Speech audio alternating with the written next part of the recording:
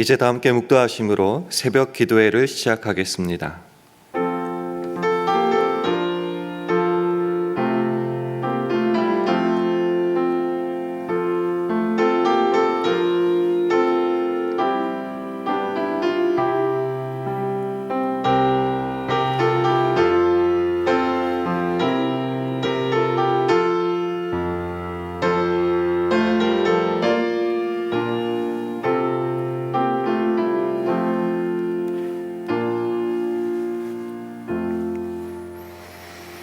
하나님이 우리를 구원하사 거룩하신 부르심으로 부르심은 우리의 행위대로 하심이 아니요 오직 자기 뜻과 영원한 때 전부터 그리스도 예수 안에서 우리에게 주신 은혜대로 하심이라. 이제는 우리 구주 그리스도 예수의 나타나심으로 말미암아 나타났으니 저는 사망을 패하시고 복음으로써 생명과 썩지 아니할 것을 드러내신지라. 아멘. 하나님 아버지, 우리 죄를 대속하시기 위해 십자가에 죽으신 예수님이 부활하심으로 사망이 끝이 아닌 복음으로써 생명과 썩지 아니할 것을 드러내시니 감사드립니다. 특별히 이 모든 것이 우리 행위대로 하심이 아니요 주님의 전적인 계획과 은혜를 따라 하신 것에 찬송과 영광을 올려드립니다. 이 위대한 복과 은혜를 우리 남은 생을 통해 충만히 누릴 뿐만 아니라 허락하신 사명을 따라 순종함으로 우리 삶을 통해 하나님의 영광이 나타나게 하옵소서. 감사드리며 예수님 이름으로 기도합니다. 아멘. 우리 다 함께 찬송가 155장 찬송하겠습니다.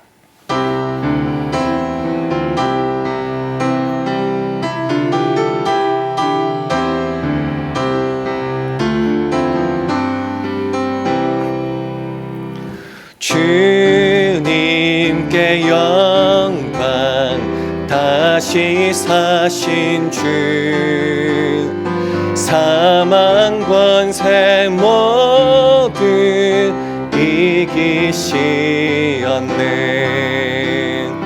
긴 옷 입은 천사 돌을 옮겼고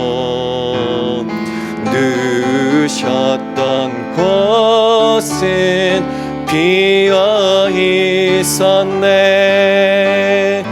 주님께 영광, 다시 사신 주,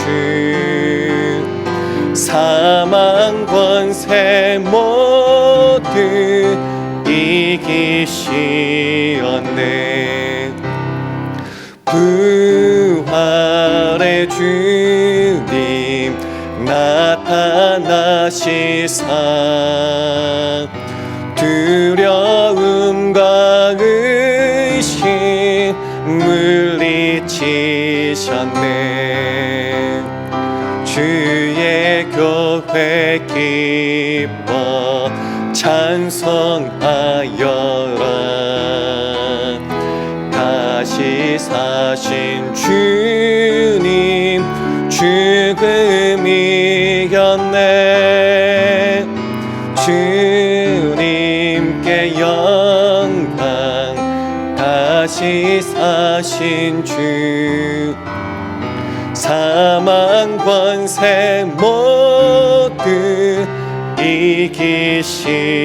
이기시었네. 생명의 임금, 영광의 주님, 주님 없는 삶은 헛될 뿐이라. 주의 사랑으로 세상 이기고 요단 건너 본향 가게 하옵소서. 주님께 영광, 다시 사신 주, 사망 권세 모두 이기시었네.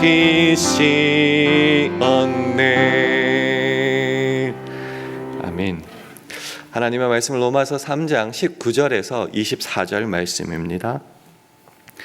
신약성경 242면 로마서 3장 19절에서 24절 말씀을 한 절씩 교독하겠습니다. 로마서 3장 19절에서 24절 말씀입니다. 우리가 알거니와 무릇 율법이 말하는 바는 율법 아래 있는 자들에게 말하는 것이니 이는 모든 입을 막고 온 세상으로 하나님의 심판 아래 있게 하려 함이니라. 그러므로 율법의 행위로 그의 앞에 의롭다 하심을 얻은 육체가 없나니 율법으로는 죄를 깨달음이라.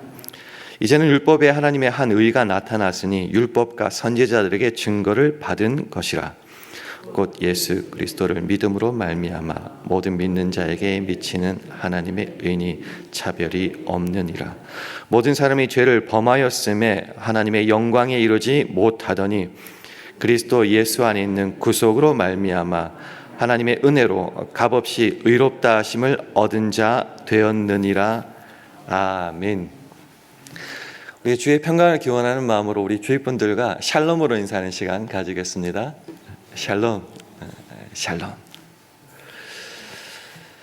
우리 주님 부활하셨습니다. 우리 죄를 대속하기 위해서 십자가에 죽으시고 사흘 만에 부활하셔서 죄로 죽을 수밖에 없는 저와 여러분을 구원하여 주셨습니다. 그래서 예수 안에 있는 새 생명, 특별히 산 소망 가운데 살아가게 하셨습니다.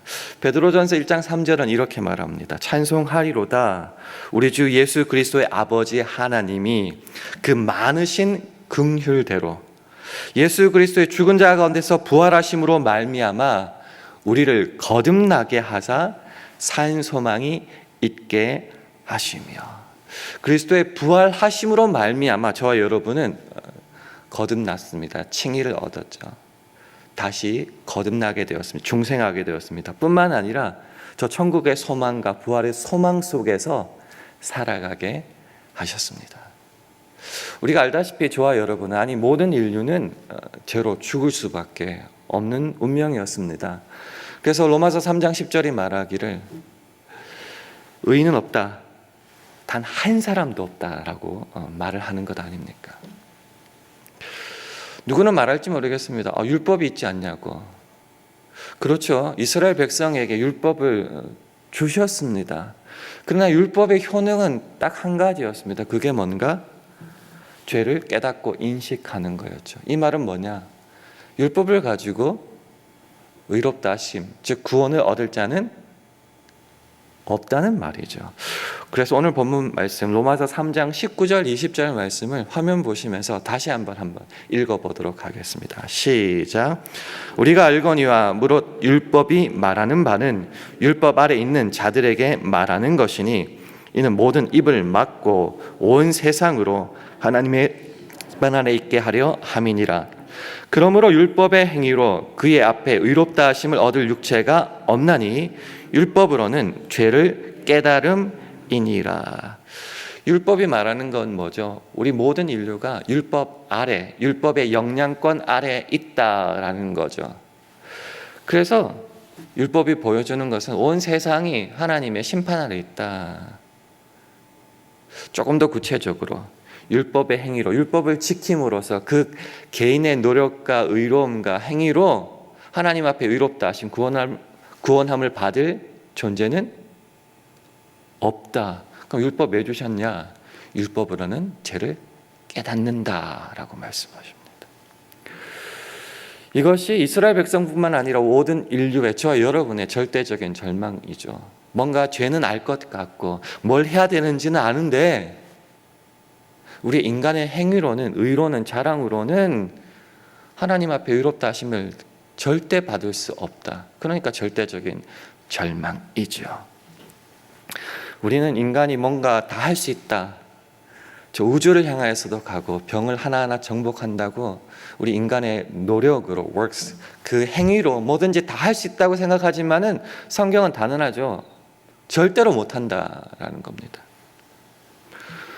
그럼 우리는 이렇게 절망 속에 죽어갈 수밖에 없는가 고민하는 그때에 여기서 놀랄 만한 반전이 일어나게 되죠. 그 반전에 놀랄 만한 말씀이 바로 그 다음 구절, 로마서 3장 21절 말씀입니다. 우리 화면을 보시면서 함께 읽겠습니다. 시작.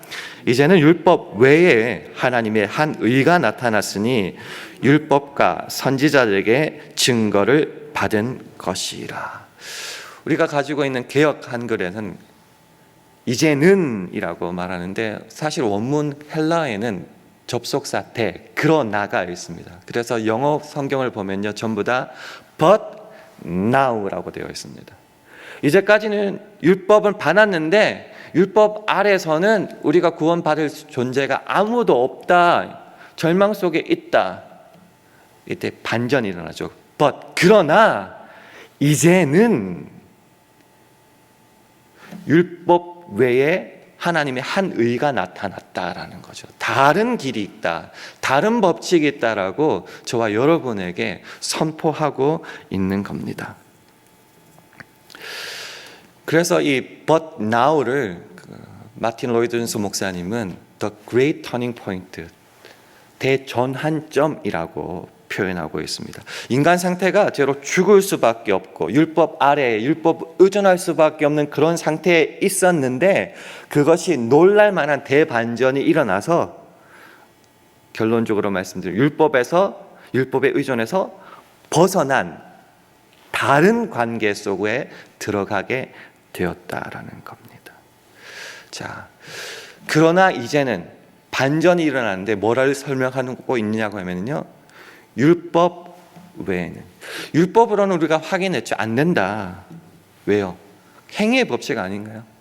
해서, 지켜서, 안 해서 뭔가 구원을 얻으려고 하는 행위에 따른 법칙인데, 그거 실패할 수밖에 없다라는 거죠. 그래서 율법으로는 안 된다가 결론이었잖아요. 그래서 율법 외라는 말이 꼭 들어가야 되는 겁니다. 율법 외. 율법 외에 뭐가 있나? 하나님의 한 의가 나타났다는 겁니다. 고민하지 말고 율법 그냥 없애버리면 되지 않습니까? 예수님이 말씀하셨죠. 나 율법 폐하러, 없애려고 온 것이 아니라 완성하러 왔다고. 율법을 폐하거나 안 지켜서 된다라는 말씀 하나도 하시지 않았어요. 그래서 율법을 완전하게 순종하셔야 되는데 율법으로는 안 된다. 그러니 율법 외에 다른 법칙, 하나님의 한 의가 필요하다는 겁니다. 뭔가, 또 우리가 뭔가를 해야 되는가, 율법에 다른 걸 지켜야 되는가, 거기에 대한 답으로 그 다음 구절 로마서 3장 22절에서 24절이 나오는 겁니다.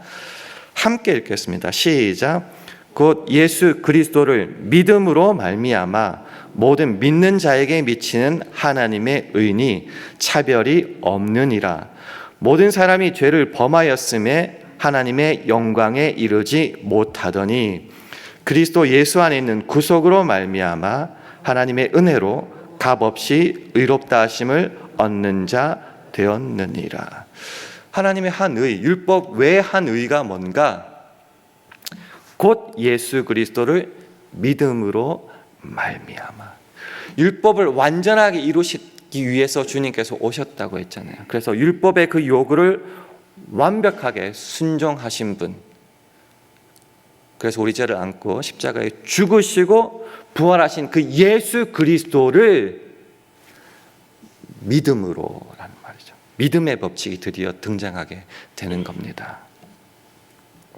근데 이 믿음이라는 것의 핵심은 어디에 있는가? 하나님의 은혜, 그것도 값 없는 의롭다 하심이라는 거죠.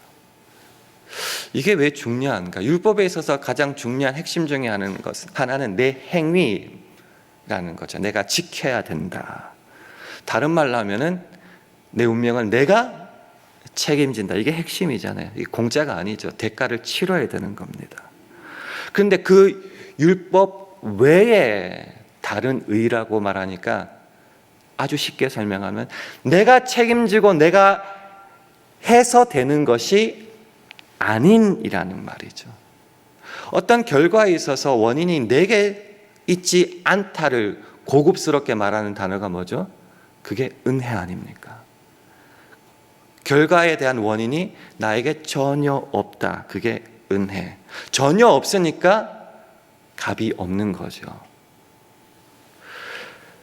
이게 왜 중요한가? 내 행위에 따른 것이 아니기 때문에 반대로만 내가 불순종하고 내가 거역한 그것도 이 결과에는 전혀 영향을 끼칠 수 없다. 그래서 은혜 앞에 하나님의 은혜라는 게 덧붙여지는 거죠. 값없는 것. 이게 뭔가? 결국은 율법의 법칙이 아닌 믿음이라는 겁니다. 율법 외에, 율법 반대쪽에 있는 그게 믿음이라는 거죠. 어떤 분은 말할지 모르겠습니다. 믿음, 내가 믿는 거 아니냐고. 내 행위가 아니냐고. 그래서 다시 또 빙빙 돌죠. 율법으로 내 행위로는 안 된다고 했지만은 결국 믿음이 내 행위가 아니냐라고 다시 또 돌아가게 돼요. 그래서 이때 확실하게 이것에 대해서 정의 내려주는 것이 우리가 잘 아는 에베소서 2장 8절과 9절 말씀입니다. 화면을 보시면서 함께 읽겠습니다. 시작. 너희가 그 은혜를 인하여 믿음으로 말미암아 구원을 얻었나니 이것이 너희에게서 난 것이 아니요 하나님의 선물이라. 행위에서 난 것이 아니니 이는 누구든지 자랑치 못하게 함이니라. 구원 justification이 어떻게 되는가? 영어로 말하면은 두 가지 중요한 게 나와요. By grace, through faith. 믿음으로 말미암아 그 은혜로 이런 말입니다. 그래서 우리는 흔히 생각합니다. By grace, 하나님의 은혜는 공짜. through faith, 내 믿음으로는 내가 해야 돼. 뭐 이렇게 말하죠. 근데 이 은혜와 믿음을 통틀어서 2장 8절은 뭐라고 말하느냐 하면은 이것이 너희에게서 난 것이 아니라 하나님의 선물이다라고 말합니다. 이 은혜도 이 믿음도 내가 한 것 같지만 내가 한 게 아니라 나의 행위로부터 나온 것이 아니다, 공짜다, 선물이다라고 말하는 겁니다. 9절 확실하게 못 박죠. 행위에서 난 것이 아니니. 행위라는 거 일해서 works, 영어로 말하면 행위죠. works죠. 이게 행위에서 난 것이 아니다. 이게 왜 중요한가?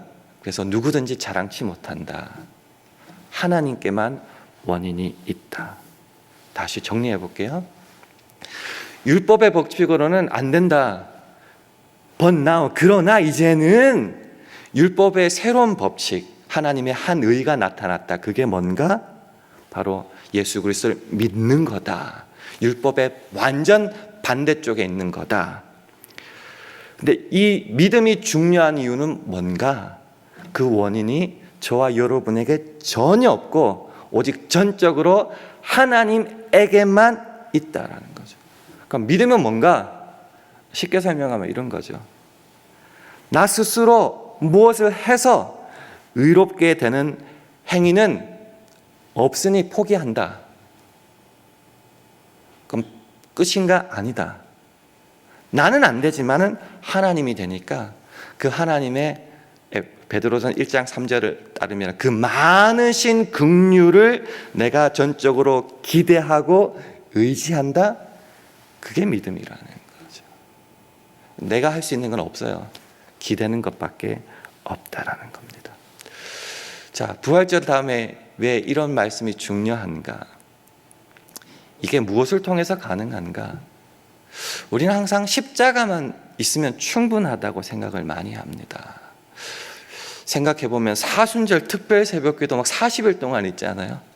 그리고 성금요일 예배까지 있어서 막 간절하게 우리 죄를 주님 앞에 고백하고 그 다음에 그 십자가의 은혜로 말미암아 보혈로 말미암아 우리가 구속함 얻는다. 거기에 막 너무 집중하다 보면은 부활절은 어떻게 되는가? 이제 40일 기도 끝났다. 이제 안심하고 이제 좀 쉴 수 있겠다. 숨 쉴 수 있겠다. 그렇게 하루 셀레브레이션하고 끝날 수 있는 가능성이 의외로 많다라는 거죠. 그러나 이 구원은 십자가로만 완성될 수 없습니다. 그 완성은 어디에 있는가? 부활에 있다라는 거죠. 부활이 얼마나 중요한가? 성경 수많은 구절 속에서 부활에 대해서 증거합니다. 첫 번째는 우리의 중생, 거듭남, 본 어게인을 부활로서 보장해 준다는 거죠.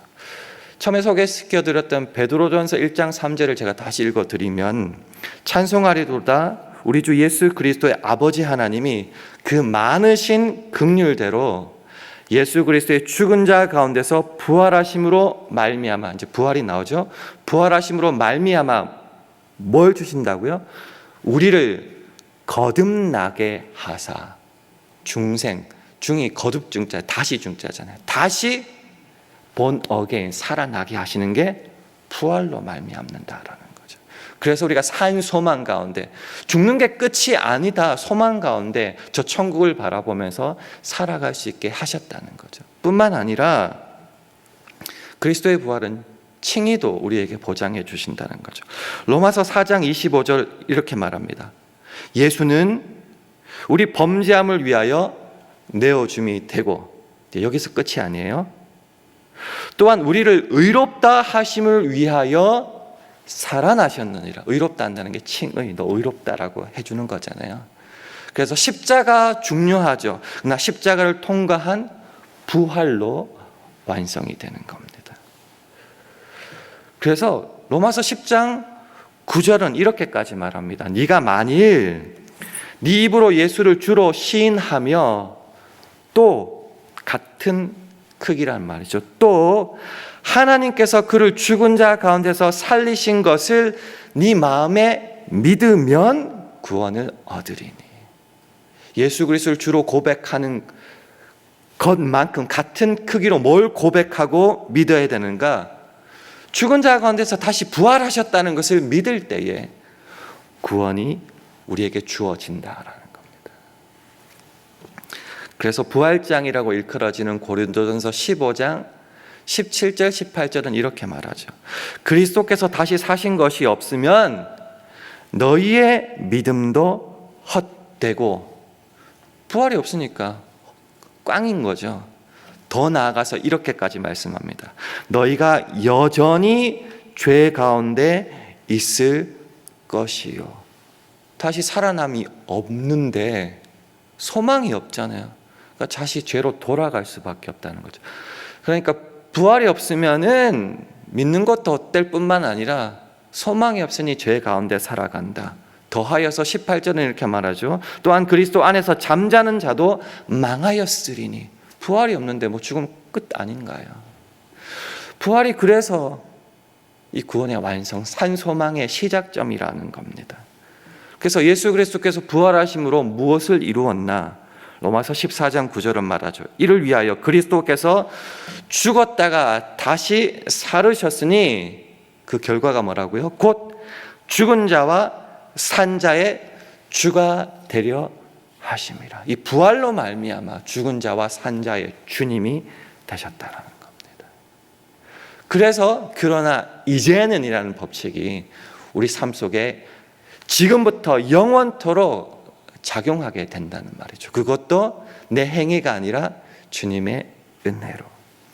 그렇기 때문에 부활절을 보낸 저와 여러분의 삶은 십자가에 우리가 그렇게 연합했던 것처럼 예수 그리스도의 부활에도 연합하여서 살아가야 한다는 거죠. 그래서 로마서 6장 5절은 말합니다. 만일 우리가 그의 죽으심을 본받아 연합한 자가 되었으면 또한 그의 부활을 본받아 연합한 자가 되리라. 그러니까 십자가를, 그 죽음을 통과하여서 거기서 끝이 아니에요. 부활에 연합할 때에, 참여할 때에 우리의 삶은 주께서 허락하시는 그 복됨을 계속하여 누릴 수 있다라는 겁니다. 근데 성경은 어렵잖아요. 뭐 참여한다, 동참한다. 도대체 무슨 말인지 모르잖아요. 그래서 로마서 6장 5절 그 밑에 로마서 6장 11절에서 14절까지 풀어서 이렇게 설명하고 있습니다. 오늘 말씀을 정리하면서 우리 한 절씩 교독하겠습니다. 이와 같이 너희도 너희 자신을 죄에 대하여는 죽은 자요 그리스도 예수 안에서 하나님을 대하여는 산자로 여길지어다. 그러므로 너희는 죄로 너희 죽을 몸에 왕노릇하지 못하게 하여 몸의 사욕을 순종치 말고, 또한 너희 지체를 불의의 병기로 죄에게 드리지 말고, 오직 너희 자신을 죽은 자 가운데서 다시 산 자같이 하나님께 드리며 너희 지체를 의의 병기로 하나님께 드리라. 죄가 너희를 주관치 못하리니 이는 너희가 법 아래 있지 아니하고 은혜 아래 있음이니라. 예수 그리스도의 십자가에 참여함으로 우리는 죄에 대해서 이제 값 다 치렀어요. 주님께서 다 치러서 죄에 대해서는 죽은 자로 살아야 됩니다. 더 이상 거기에 얽매이지 말고 죄의식 속에 살 필요가 없다라는 겁니다. 그래서 부활에 참여해야 된다. 하나님에 대해서는 이제 산자로, 산 소망 가운데 저 천국을 바라보면서 살아야 되죠. 근데 그 구체적인 삶이 뭔가 정욕을 위해서 살지 말라는 겁니다. 그 더 이상 죄에 종노릇하지 않을 수 있으니까 거기에 빌붙을 필요가 없다는 거죠. 그래서 이제는 어떻게 살아야 된다? 산자같이 하나님께 우리의 모든 것을 드려야 됩니다. 그래서 우리가 살아가는 목적이 하나님의 영광을 위해서 살아가는 것 아닙니까? 그래서 의의 병기로, 불의의 병기가 아니에요. 저 죄의 병기가 아니에요. 의의 병기로, 의를 위하여 우리의 모든 것을 하나님께 드리다. 결론이 뭐죠? 죄가 더 이상 너희를 주관하지 못한다. 법 아래, 율법 아래 있지 않는다. 너희는 어디 아래 있다고요? 하나님의 그 은혜 아래. But now, 그러나 이제는 삶을 살 수 있다라는 겁니다. 그래서 사순절은 되게 긴 것 같지만 그 다음 주일부터는 부활절, 부활절 후 첫째 주일, 부활절 후 둘째 주일 계속 나가는 거죠. 부활의 삶이 그만큼 중요하다라는 겁니다. 말씀을 맺겠습니다. 십자가에 참여해야죠. 그 십자가 함께 우리 모든 죄를 못 박아야 되죠. 죽어야 되죠. 죽으면 끝이잖아요. 다시 주님의 부활에 동참하여서 참여해서 살아나야 부활해야 된다는 겁니다. 그러므로 우리에게 주어진 그 믿음의 법칙대로 새 생명과 그 새 자유 속에서 살아갈 수 있다는 겁니다. 어떻게 해요? 말로만, 눈물만이 아니라, 감사와 헌금만이 아니라 저와 여러분의 삶으로 하나님께 모든 것을 바칠 수 있는 그런 삶. 그럴 때 주님께서 그 능력으로 우리의 삶을 다스리시죠. 책임져 주시죠. 복 내려 주시죠. 절대로 그 구원이 취소되지 않죠. 그러니 감격과 감사로 살아갈 수 있다라는 겁니다. 그것이 이제부터 길이 뚫렸다는 거죠. 그러니까 살아내야 됩니다. 의무와 괴로움이 아니라 즐거움과 감사로 말이죠. 오늘 하루 한번 그 믿음 안에서 사시기를 원하되 But now, 이 대전환점을 확실히 깨닫고 부활에 참여함으로 주의 복을 날마다 누릴 수 있는 저와 여러분 되기를 주님의 이름으로 축원합니다. 이 시간 합심하여 기도할 때 주님, 오늘 하루도 십자가 부활에 참여함으로 그러나 이제는 내 삶을 누리게 하여 달라고 기도해 주시기 바랍니다. 우리 교회와 가정, 직장과 사업, 자녀들을 붙잡아 주심으로 이제 은혜 아래 있기에 우리의 삶을 의의 병기로 하나님께 드리게 하여 달라고도 기도해 주시기 바랍니다. 주님, 오늘 하루도 오직 성령의 능력으로 행하게 하옵소서. 우리 이런 기도 제목을 가지고 합심하여 기도하겠습니다.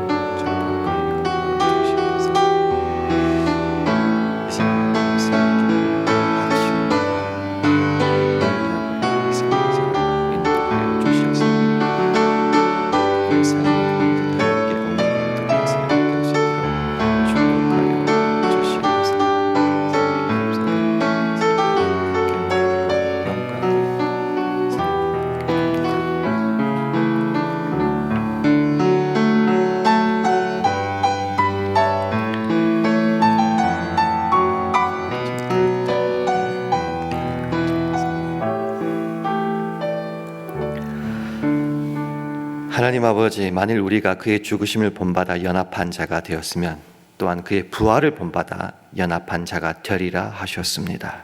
그러나 이제는 그 기쁨과 확신 속에 이제는 법 아래 아닌 은혜 아래 있는 존재임을 깨닫게 하셔서 우리의 삶을 하나님께 의의 병기로 날마다 드릴 수 있도록 축복하여 주옵소서. 예수님 이름으로 기도합니다. 아멘. 하늘에 계신 우리 아버지여, 이름이 거룩히 여김을 받으시오며 나라의 마옵시며 뜻이 하늘에서 이룬 것 같이 땅에서도 이루어지이다. 오늘날 우리에게 일용할 양식을 주옵시고 우리가 우리에게 죄 지은 자를 사하여 준 것 같이 우리 죄를 사하여 주옵시고 우리를 시험에 들게 하지 마옵시고 다만 악에서 구하옵소서. 대개 나라와 권세와 영광이 아버지께 영원히 있사옵나이다. 아멘.